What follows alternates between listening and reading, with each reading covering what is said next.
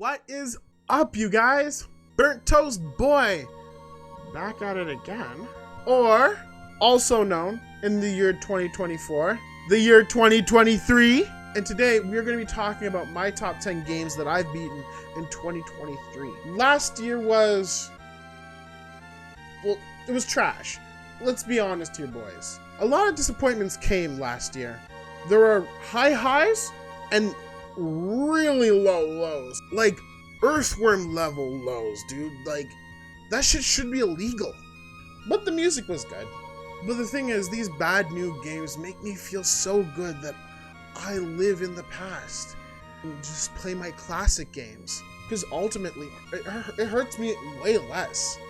Am I just saying all this because I'm broke? No!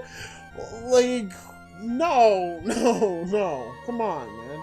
But because I'm stuck in the past, this list will have some newer games and it will have some older games. So if you came for the best new games of like 2023, then why are you here? Like, have you even watched one of my videos? Like, seriously, man. Before we get started though, if you haven't subscribed to the channel, I suggest you to hit the subscribe button and click the bell, because then you will become a part of the Burnt Boys Club. And the Burnt Boys Club is the greatest place ever. You get free pizzas on Fridays, and even if you are not a boy, you're still a boy to me. Now let's get into the video. For all the games mentioned in this list, I will be putting spoilers, so you've been warned. Number 10. I honestly didn't think I would like Beacon Pines as much, but this game was surprisingly intense and mysterious. The game comes off as really cute, until it's not, and things get really intense after the first ending. This game was so intense that I basically sat on the edge of my seat the entire time. So if you guys like to sit uncomfortably, I think you should check this game out. What's in number 9? My wife and I beat the Bunny Graveyard Chapter 1 in one night, and hot damn! I didn't think bunnies can be scary. I was wrong. This game has a great balance of charming mini-games and surprisingly eerie gameplay. It was all fun and games until the fishing segment, and it's not because I have a fear of the dark depths of underwater. No fucking way. Are you crazy? The art of this game is quite charming, and the story is intriguing. My only gripe with this game is that it's too short. I swear, if we don't get a chapter 2 soon, I'm gonna fist fight a rabbit. And that's a promise. Number 8. I believe Demon's Crest was ahead of its time. This did not feel like an SNES game. This game feels like it came out on like the DS or something. It feels awesome flying on the world map, going to the next location. The power-ups, they make you want to go back to previous levels and explore. The bosses are hard but fair once you learn their attack patterns. It honestly felt like I was playing as Mega Man, but if he was a demon. I didn't beat the final secret boss and get the true ending, but I beat both forms of Phalanx, and that's enough for me. And if you say that it doesn't count, then I want to politely ask you to fuck off. Phalanx was so goddamn hard. I don't know who made his second form, but I hope they are fired. I love this game, and I really want to see more from this series. Well, if it ever comes back. Number 7. The Pathless was a much needed break from the high action and intense games I usually play, while still having the sense of thrill. I'm not much of a cozy girly, but I enjoy playing cozier games from time to time. This experience definitely had me in a much more relaxed space. It didn't really have any enemies running around the place, but the boss of each area would roam around, looking for you. If you got too close to them, it would slap your bird away, and then you would need to sneak around to retrieve your little bird friend. This added a layer of challenge to the game, so you couldn't just run around all willy-nilly.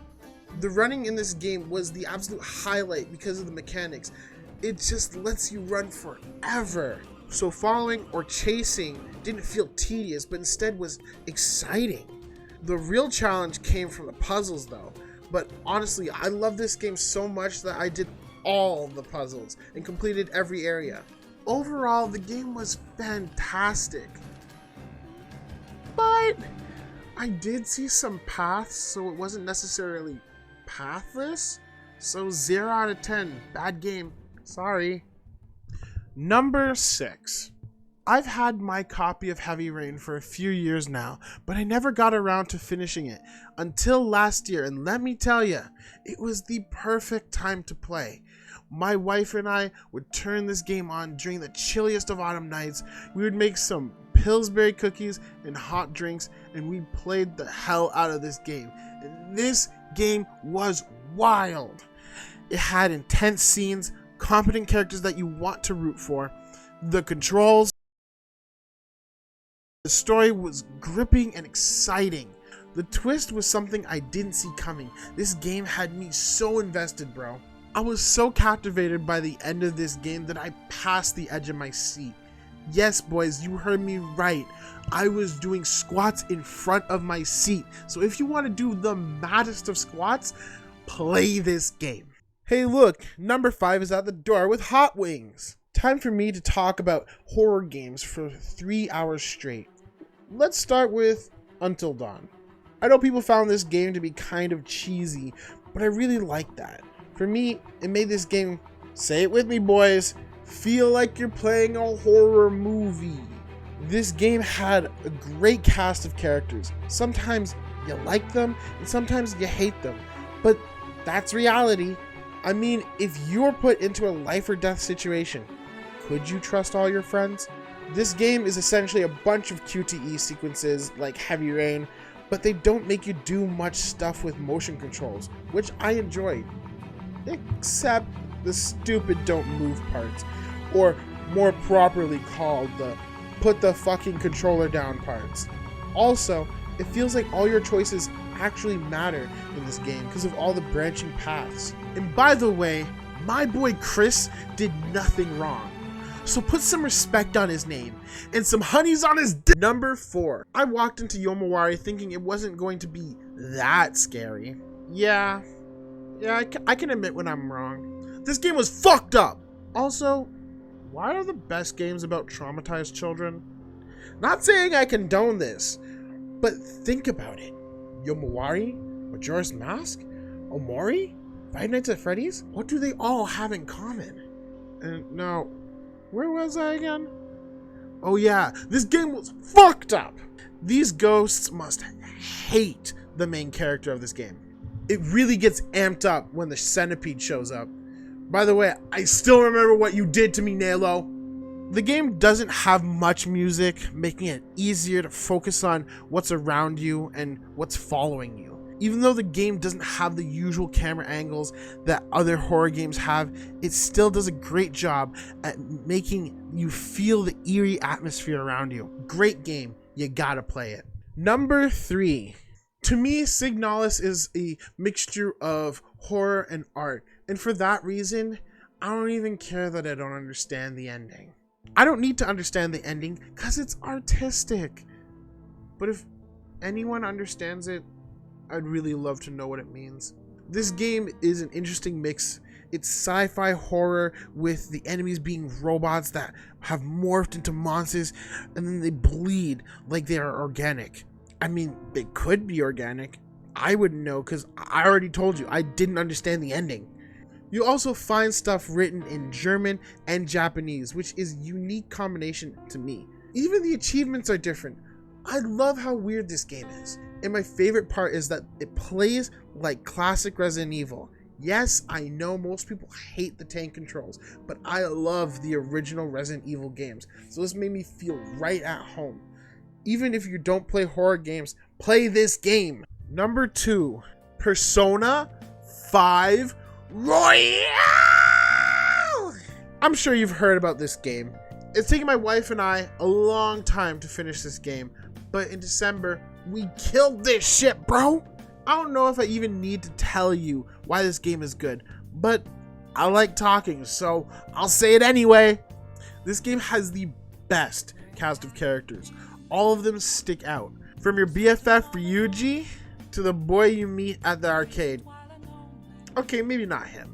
But Anne, Sojiro, Takemi, these characters have something interesting to them that makes them relatable and human. Instead of playing a game where you save the day, this game actually made me think multiple times if I should save the day, or if the day was worth saving. I enjoy that aspect and how it challenges your average thought process. So many side events and things you can do with your in-game friends. It's a masterpiece. And also, if you don't date the teacher, then why are you here, man? Kawakami is the best! Jeez.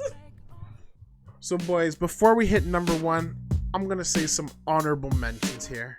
The Quarry. It was good, but I felt like there were things missing from it that Until Dawn had, or things that Until Dawn just did better. Callisto Protocol. It had some buggy moments and wasn't the scariest, because you could just beat everything over the head with your stun rod. Buster Groove 2. I'm honestly just happy that I beat the arcade mode once, and I want to tell you guys. Number 1. Master Detective Archive Raincode is my favorite game of 2023, and also the longest named game on my list. This game has a lot in common with one of my favorite games, Danganronpa. They have the same director, they both have a funny little guy, they both have characters that have very over-the-top personalities. But you don't play for the personalities, you play for the mystery. Ooh.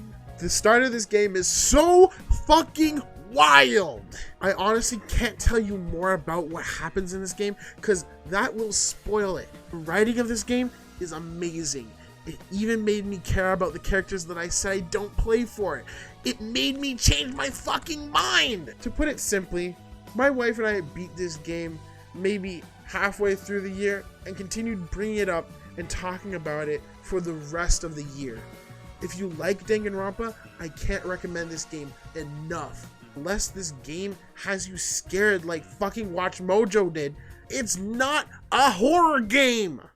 So that's my top 10 for last year. I'm so glad that I got to play so many good games. I'm hoping this year can be just the same or even better. I'm really excited to see what I have to say next year. I hope you guys enjoyed this video and enjoyed all my videos from last year. I really love making videos for you boys, so thank you so much for being there with me last year, and thank you to my new boys that joined just this year. I've already started playing games for my top 10 of 2024, so I'll see you guys next time. Stay toasted or get burnt!